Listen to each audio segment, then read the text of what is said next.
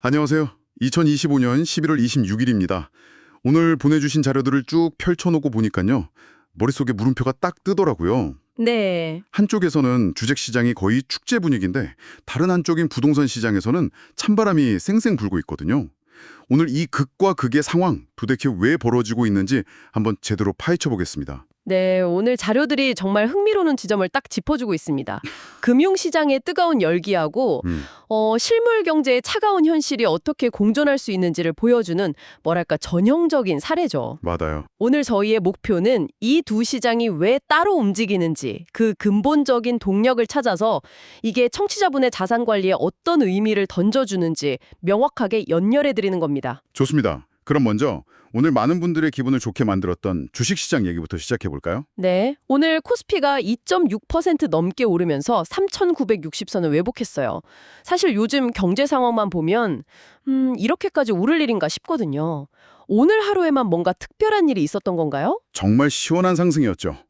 결론부터 말씀드리면 오늘 시장의 주인공은 단연 원달러 환율이었습니다. 환율이요? 네, 장중에 환율이 1,460원대 중후반에서 1,457원대까지 쭉 미끄러졌거든요. 아, 환율이 떨어졌다. 즉 원화 가치가 올랐다는 거군요.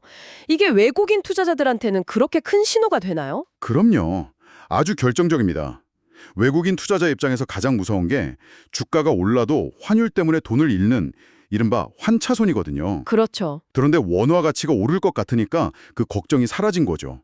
오히려 가만히 있어도 환차익까지 기대할 수 있는 상황이 된 겁니다. 아하. 그러니 지금이 기회다 싶어서 오늘 하루에만 수천억 원의 자금이 밀물처럼 들어왔고 그 힘으로 지수 전체가 번쩍 들린 겁니다. 아주 심플하게 환율 안정, 외국인 매수, 지수 상승. 이 공식이 그대로 실현된 하루였습니다. 그렇게 들으면 간단한 공식 같은데 실제 투자자들이 정말 환율 하나만 보고 그렇게 수천억을 움직이나요? 뭔가 다른 기대감도 같이 작용한 거 아닐까요? 예를 들면 미국에서 금리를 곧 내릴 거라는 신호 같은 거요? 네, 아주 좋은 지적이십니다. 당연히 복합적으로 작용했죠. 아, 역시. 미국의 금리 인하 기대감은 위험 자산에 대한 선호도, 그러니까 투자자들의 모험 정신을 자극하는 배경음악 같은 역할을 했습니다. 배경음악이요? 네. 하지만 그 배경음악 속에서 외국인들이 지금 한국 시장에 돈을 넣도록 방아쇠를 당긴 건 바로 오늘 급격히 안정된 환율이었던 거죠. 그렇군요. 배경과 계기가 딱 맞아떨어진 거네요. 그런데 시장 전체가 좋았다고는 하지만 오늘 보내주신 자료 목록을 보다가 궁금한 점이 생겼는데요. 네, 어떤 점이신가요? 롯데지주 주가는 왜 반대로 8% 넘게 급락했을까요? 이렇게 시장 전체가 좋은데 혼자만 크게 빠지는 건 뭔가 심각한 문제가 있다는 신호 아닌가요? 바로 그 지점이 오늘 시장을 입체적으로 봐야 하는 이유입니다. 환율 안정이나 금리 인하 기대감 같은 거시적인 파도는요, 시장 전체를 들어 올리는 힘은 있지만 개별 기업이 가진 문제까지 다 해결해 주지는 못합니다. 아, 롯데지주의 경우 특정 계열사의 실적 부진이나 지배구조 관련 이슈 같은 내부적인 악재가 있었고 이게 거시적인 호재를 압도해버린 거죠. 덮어버렸군요. 네, 결국 시장의 파도를 타는 것도 중요하지만 내가 탄 배 자체가 튼튼한지, 즉 기업의 펀더멘털을 확인하는 게 얼마나 중요한지를 극명하게 보여주는 사례입니다. 아무리 날씨가 좋아도 구멍난 배는 가라앉는 법이니까요. 구멍난 배는 가라앉는다. 비유가 아주 와닿네요. 알겠습니다. 주식시장은 환율이라는 단기 변수 덕분에 모처럼 활짝 웃었다. 하지만 그 안에서도 종목별 온도는 달랐다. 이렇게 정리할 수 있겠군요. 네, 정확합니다. 자, 그럼 이제 완전히 다른 세상인 부동산 이야기로 넘어가 보죠. 주식시장과 달리 이쪽 자료들은 온통 경고등뿐인 것 같습니다. 맞습니다. 분위기가 정말 180도 다르죠. 가장 먼저 눈에 띄는 숫자가 바로 전세 수급 지수입니다. 전세 수급 지수요? 네, 이 지수가 4년 만에 최고치를 기록했다는 내용이 있는데요.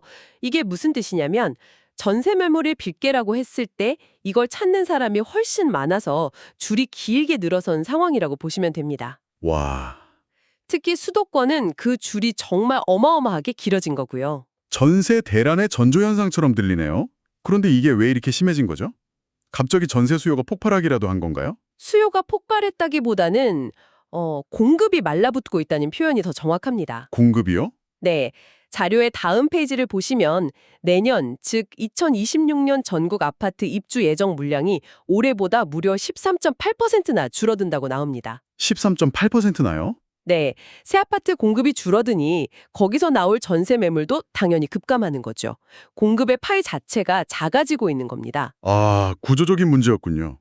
단순히 사람들이 갑자기 전세만 찾아서 생긴 문제가 아니라 애초에 나올 집 자체가 줄어들고 있다는 거네요. 바로 그겁니다. 근데 이게 또 다른 문제를 낳고 있는 것 같아요. 신축 쏠림 현상 말입니다. 네, 공급이 부족해지니 그나마 있는 수요가 전부 새 아파트로만 몰리는 겁니다. 사람 심리가 다 그렇잖아요. 이왕이면 깨끗하고 좋은 집에 살고 싶어 하니까요. 그렇죠. 그래서 심지어 부동산 경기가 안 좋다는 지방에서조차 입지 좋은 신축 아파트는 가격이 오르는 기현상이 벌어지고 있습니다. 와, 지방에서도요? 네, 반면에 구축, 즉 오래된 아파트들은 찾는 사람이 없어서 거래 자체가 끊겨버렸고요. 그러다 보니 현장 분위기는 더 심각하겠네요. 실제로 자료에 나온 통계를 보니 영업 중인 공인중개사 수가 5년 만에 11만 명 아래로 떨어졌다고 해요. 이건 정말 시장이 얼어붙었다는 생생한 증거네요. 그렇습니다. 이건 그냥 숫자가 아닙니다. 제 주변에도 신혼부부가 있는데 1년 전보다 전세 보증금이 1억 원이 올라서 거의 패닉 상태라고 하더군요. 1억이요? 네, 이런 이야기가 지금 수도권 곳곳에서 실제로 벌어지고 있는 겁니다. 중개사분들은 거래가 없어서 문을 닫고 세입자들은 집이 없어서 발을 동동 구르는 아주 힘든 상황인 거죠. 알겠습니다. 그럼 그림이 어느 정도 맞춰지네요. 한쪽은 단기 외환 변수에 환호하고 다른 쪽은 장기 공급 문제에 신음하고. 잠깐만요. 근데 정말 이 두 시장 사이에 아무런 연결고리가 없을까요? 예를 들어 오늘 주식으로 큰 돈을 번 사람이 이 돈으로 집이나 사자 할 수도 있는 거잖아요. 그런 식의 부의 효과는 전혀 고려할 수 없는 건가요? 그 질문이 바로 오늘 잔료의 핵심을 꿰뜨는 질문입니다. 아, 그런가요? 이론적으로는 당연히 가능하죠. 하지만 현실적으로 지금 상황에서는 그 연결고리가 거의 끊어져 있다고 봐야 합니다. 끊어져 있다고요? 왜죠? 왜냐하면 오늘 주식 시장에 들어온 돈의 성격 때문입니다. 돈의 성격이요? 네, 이건 한국 경제의 펀더멘털이 갑자기 좋아져서 들어온 장기 투자금이 아니라 환율이라는 단기 변수를 보고 치고 빠지려는 성격의 자금이 대부분입니다. 이 돈이 갑자기 부동산이라는 한번 들어가면 최소 몇 년은 묶이는 무거운 자산으로 옮겨갈 가능성은 매우 낮습니다. 아, 돈의 성격이 다르다는 말씀이시군요. 주식시장의 돈은 단거리 선수고 부동산 시장에 필요한 돈은 마라토너인데 지금 시장에 들어온 건 대부분 단거리 선수들이라는 거네요. 정확한 비유입니다. 게다가 지금 부동산 시장은 단순히 돈이 없어서 거래가 안 되는 게 아닙니다. 높은 금리, 각종 대출 규제, 앞으로 집값이 더 떨어질 수 있다는 불안감, 이런 것들이 복합적으로 작용해서 시장 전체를 짓누르고 있거든요. 그렇죠. 여러 가지가 얽혀 있죠. 주식시장에서 번 돈 몇 푼이 이 거대한 장벽들을 뚫고 들어가기는 역부족인 상황이죠. 그래서 두 시장이 완전히 다른 트랙에서 달리는 기차처럼 보이는 겁니다. 그렇군요. 두 시장을 별개의 이야기로 봐야 한다는 게 명확해졌습니다. 그렇다면 우리가 당장 주목해야 할 가장 큰 위험은 역시 아까 말씀하신 전세 시정이겠네요. 맞습니다. 공급은 줄고 수요는 신축으로만 쏠리니 전세를 구하려는 임차인들의 고통이 점점 커질 수밖에 없겠어요. 네, 맞습니다. 이건 단순히 전셋집 구하기가 어려워지는 문제에서 그치지 않습니다. 전세 가격이 급등하면 그 오름만큼을 감당하지 못하는 사람들은 월세로 밀려나게 됩니다. 아, 결국 가계의 주거비 부담이 눈덩이처럼 불어나는 거죠. 이게 소비를 위축시키고 경제 전반의 활력을 떨어뜨리는 악순환으로 이어질 수 있기 때문에 정부도 예민하게 지켜볼 수밖에 없는 겁니다. 그렇겠네요. 앞으로 발표될 정부의 공급 대책이나 임대차 관련 정책 하나하나에 시장이 아주 민감하게 반응할 겁니다. 자, 그럼 이 복잡한 분석을 바탕으로 청취자분을 위한 실질적인 포인트를 좀 짚어보죠. 네. 먼저 오늘 같은 날 주식으로 수익을 내서 기분 좋은 단기 투자자라면 어떤 점을 명심해야 할까요? 가장 중요한 건 오늘의 주인공이 내일은 악당이 될 수 있다는 점입니다. 아, 무서운 말이네요. 오늘의 상승은 환율과 외국인 수급이라는 두 개의 기둥이 떠받치고 있는 겁니다. 만약 환율이 다시 오르기 시작하면 외국인들은 언제든 썰물처럼 빠져나갈 수 있고 오늘 상승분은 하루아침에 사라질 수도 있습니다. 그러니 시장 분위기에 취해서 섣불리 추격 매수하는 건 정말 위험합니다. 오히려 이럴 때일수록 내가 가진 종목이 정말 튼튼한 배인지 실적이나 재무 상태 같은 펀더멘탈을 다시 한번 점검하는 냉정함이 필요합니다. 시장의 열기와 내 종목의 온도는 다를 수 있다는 걸 기억해야겠네요. 그럼 이번엔 내 집 마련을 고민하는 분들은 어떨까요? 공급은 줄고 신축 선호는 여전하다는 게 오늘 분석의 핵심이었는데요. 자료들을 종합해보면 입지가 좋은 신축 아파트는 이런 불확실한 시기에도 가치가 크게 흔들리지 않는 상대적으로 안전한 자산으로 평가됩니다. 네, 하지만 과거처럼 일단 사두면 무조건 오른다는 생각은 정말 위험합니다.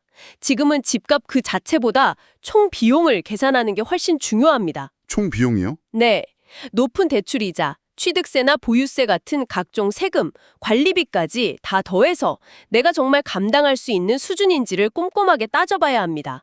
배보다 배꼽이 더 커질 수 있는 시기라는 거죠. 어쩌면 가장 힘든 위치에 있는 분들, 바로 전세나 월세로 거주하는 임차인들에게는 어떤 조언을 주시겠어요? 지금은 수동적으로 기다릴 때가 아니라 그 누구보다 적극적으로 움직여야 할 때입니다. 적극적으로요? 네, 특히 전세 공급이 부족한 지역에 계신다면 더더욱 그렇습니다. 당장 내 계약서부터 다시 꺼내보세요.